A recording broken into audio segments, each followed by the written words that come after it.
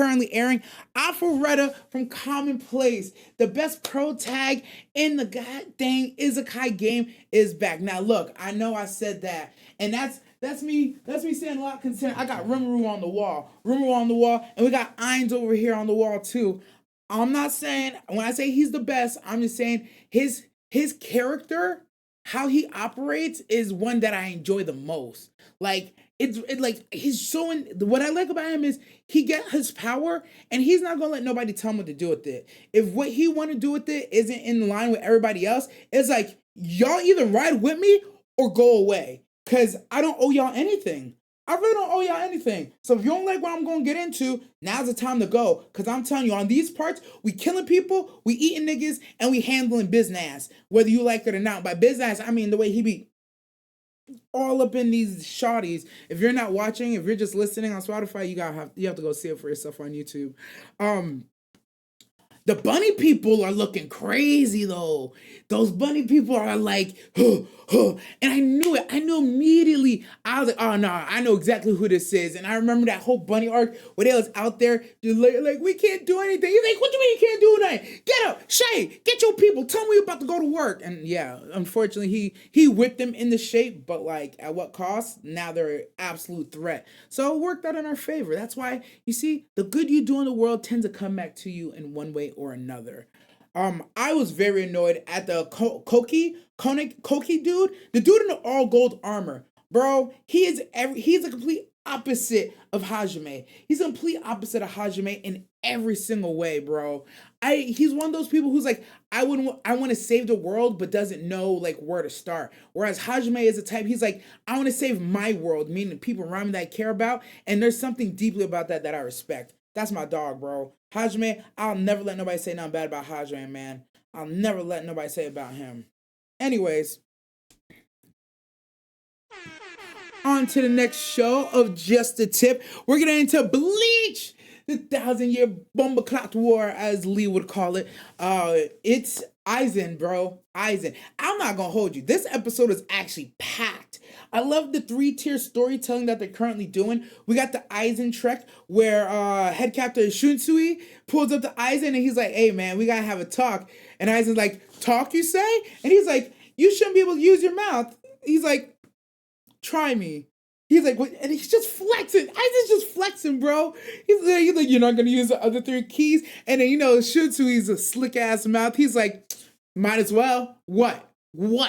It's like, oh my god. Nah, it was amazing. That Aizen versus Shishui dialogue was absolutely amazing. The double talking, the poking, the prouding, seeing who knows what. It's always a chess game with Aizen, bro. It's always a chess game. And 9 times out of 10, actually 9.98 times out of 10, Aizen is ahead of you. But Shinsui, he's so mysterious and aloof, I think it might play into his favor. We gonna see. The Central 46 continues to get played. I don't know what the point of Central 46 is. Honestly, I know they're a bureaucracy that keeps Soul Society running and like on point, but at times they're literally the biggest thing holding them back. They're actually embarrassing. I would not, if I knew anybody that worked for the Central 46, I'm like, do you guys actually do anything? Do you actually like your jobs? Like, how much y'all actually get paid over there? Y'all hiring? I'd have some questions. That's all I'm saying. That's all I'm saying.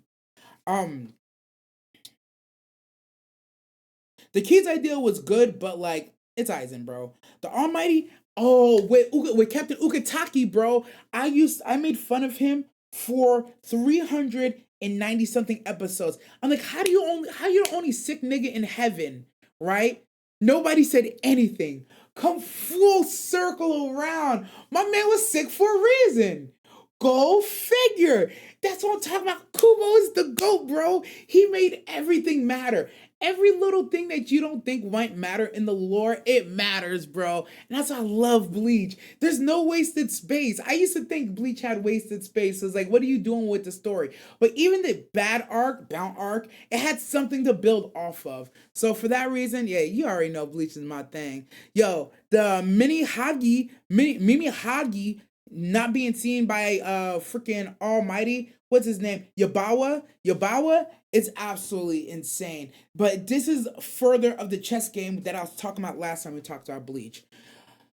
Aizen says, you saw what I wanted you to see. The Almighty says, I see all, including you saying what I saw. The Soul King says, you're created from me, so anything you see, I see, but you can't see what I see. And now we're just like, all right. Now we're at the point where it's like the guy with the gun holding the other guy hostage with an AK, being pointing at with a sniper from the top of the theater. And it's like, somebody got to shoot, right? Somebody got to shoot. And I'm just waiting to see who the hell is going to shoot.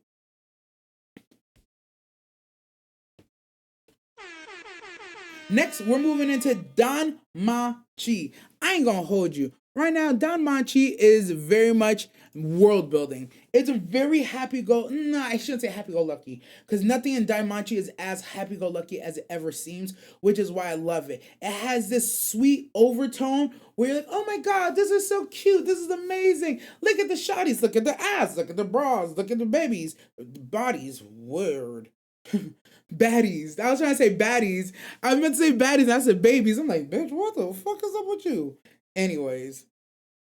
But on that, underneath that sweet layer, yo, it's fucking gritty, bro. It's gritty. So this shawty is basically on lockdown. She wants to get away. He snatches her. They tell this story about this spirit and this knight and this dragon. I'm just like, spirit, knight, dragon. I'm like, we don't know what she is, whether she's a goddess or underling or something, might be a spirit. He's clearly trying to be a hero / a knight. Dragon, heard of him, ain't seen him, waiting for that to happen. And then they dropped the story about how the Alvarez. Oh man, I don't remember his name. It starts with the A though. The last hero to be in Danmachi, and it's like, yeah, we leave the pedestal across from him empty, because nobody can match up to that. I'm looking at, and she's telling this story to Bella. I'm like, you ever seen his fireball? Yo, you got to see his fireball. You might change your mind, baby girl. I think the story is gonna come full circle with the spirit, the knight, and the dragon. I'm waiting for that. The last part I loved about this episode of Daimachi, just the tip, of course, was Eyes fighting for her man. Now, people try to tell me on Twitter that Eyes and Belle don't have anything going. He clearly is in love with her still and infatuated with her, and clearly she takes an interest in him. I'm not gonna say if it's romantic, friendly, what, but she clearly takes an interest because they accuse her of stuff, and she was like, not my man. Box up, ball up top, let's go. And I'm just like, yeah, she ready to box for a man. What more could you want? What more could you want? But I'm excited to see the story of the Saint Fernando. I don't know whatever his name is, and the Sprite story end up being him and this girl Seer. I'm bet on it, bro. Bet on it. You can bet Christmas on that.